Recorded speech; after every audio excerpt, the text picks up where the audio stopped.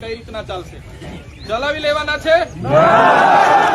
આજે સીસીઆઈ નો ભાવ સરકારે પૂરા ગુજરાતમાં 7,470 રૂપિયા કપાસ માટે જાહેર કર્યો છે અને આ લોકો કોઈ ખેડૂતને 6,800 પણ આપે છે, કોઈ ખેડૂતને 6,900 પણ આપે છે, કોઈ ખેડૂતને 7,000 આપે છે.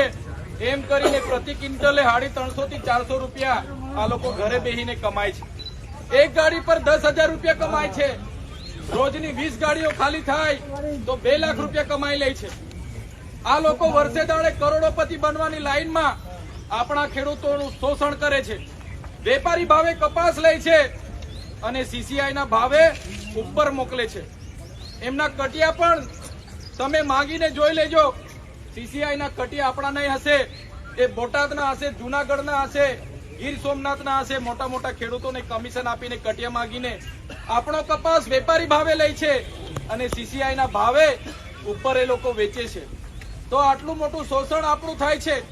આપણે આખું વર્ષ મહેનત કરીએ અને આપણો ભાવ નથી મળતો, એમના ભાવે વેચીને જવું પડે.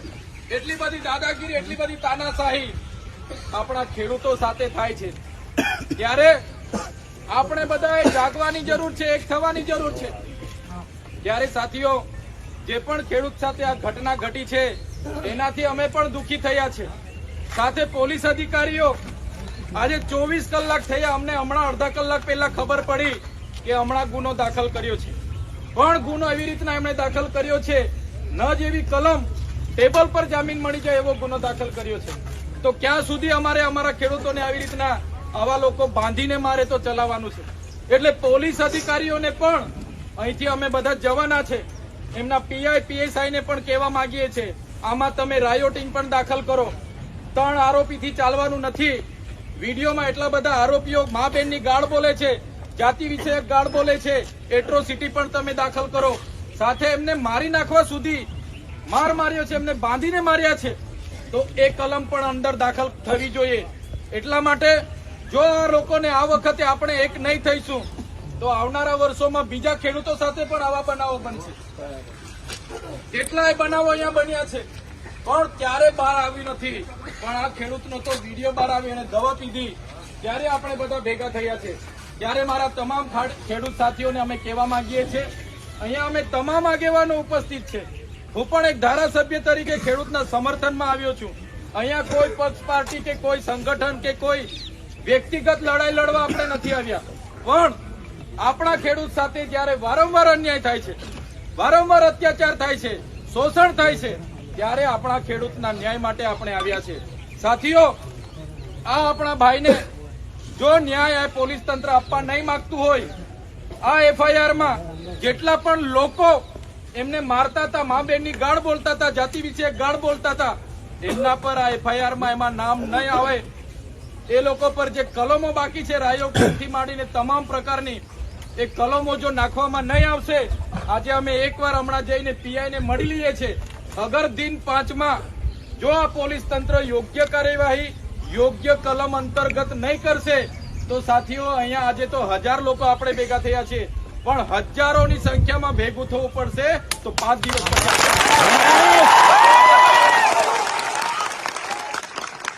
આ દેશ ખેડૂતોનો દેશ છે.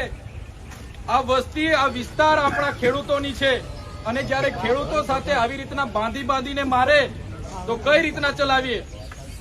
આગળ કેવડિયામાં 2 યુવાનોને બાંધીને મારી નાખવામાં આવ્યા. એટલો માર માર્યો કે યુવાનો ત્યાં મરી ગયા. અહીંયા પણ બાંધીને એટલો માર માર્યો. તો શું અમારે અવારનવાર માર જ ખાવાનો છે? અમારા ખેડૂતોને આવી રીતના મારવામાં આવે, યુવાનોને આવી રીતના મારવામાં આવે, અમારી મા બહેનો સાથે અત્યાચાર ચાલે છે. ત્યારે મારા તમામ ખેડૂતોને કહેવા માંગુ છું કે આપણે ખેડૂતોની એકતા બનાવો. તમામ આગેવાનો, તમામ વડીલો, તમામ યુવાનો અહીંયા ઉપસ્થિત છે, બધાને નમ્ર વિનંતી છે, આ લડાઈ માત્ર આપણા જેની સાથે બનાવ બન્યો એની નથી. આ લડાઈ તમામ ખેડૂતોની છે કે જેની સામે આપણી માંગ છે. જે પણ સીસીઆઈ ના અધિકારીઓ છે, બધા ટકાવારીઓ લઈને 2 નંબરના અહીંયા સીસીઆઈ ના ભાવે ખરીદી નથી કરતા, વેપારી ભાવે ખરીદી કરે છે. ત્યારે આ સીસીઆઈ ના અધિકારીઓ પર પણ આવનારા દિવસોમાં પગલા ભરાવવું પડશે, એમને પણ બહાર કાઢવા પડશે. ત્યારે આપણે બધા એક થઈને બહાર આવવું પડશે, તો જ આ કામ થશે. સાથીઓ, એકલા ચૈતર વસાવાથી, એકલા રંજનભાઈથી, એકલા મુકેશભાઈથી, એકલા કપૂરભાઈથી આ કામ નથી થવાનું. અમે તમારી સાથે જ છે, પણ તમામ ખેડૂતો એક થવું પડશે. અને આજના આ પ્રસંગે આપના માધ્યમથી આપની ઉપસ્થિતિમાં હું કહેવા માંગુ છું, પોલીસ તંત્રને પણ વિનંતી કરીએ છીએ, ક્યાંય પણ અમારા ખેડૂતોને હેરાનગતિ થાય છે તો પોલીસ લાજવાના બદલે ગાજે છે. આ બનાવમાં પણ એમ જ થયું. જે ખેડૂત સાથે બનાવ બન્યો, ઉલટાનું પોલીસના અધિકારીઓ એમને ઉલટું પૂછપરછ કરે છે, એમને આમ પૂછપરછ કરે છે, તેમ પૂછપરછ કરે છે. ત્યારે પોલીસ અધિકારીઓ હોય, અહીંના સીસીઆઈના અધિકારીઓ હોય કે કોઈ પણ હોય, જ્યારે પણ અમારા ખેડૂત સાથે આવો અન્યાય થશે ત્યારે આવા સંઘના આવી જે પણ જીનના માલિકો છે એવા માલિકોની સામંતશાહી વિચારધારા સામે પણ આવનારા દિવસોમાં અમે લડીશું. અમે કોઈના બાપથી ડરવાના નથી. સાથીઓ, આજે તુવેરની વાત કરીએ. તુવેરનો ભાવ ગુજરાત સરકારે 8,000 નો પાડ્યો. 8,000 માં શું થવાનું ક્વિન્ટલનું? આજે એ જ તુવેર આપણે નાખવા જઈએ તો 8,000 પણ નથી આપતા.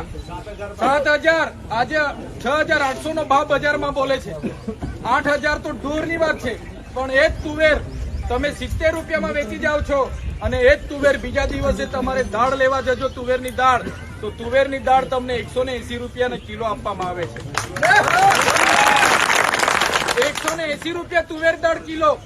તમે તુવેર વેચી ત્યારે તમને 70 રૂપિયા આપવામાં આવ્યા. એ જ તુવેરની દાળ લેવા ગયા તમને 180 થી 200 રૂપિયાની દાળ. તો વચ્ચે 100 રૂપિયા કોણ ખાઈ જાય છે, એ બાબતે પણ આવનાર દિવસોમાં લડવું પડશે.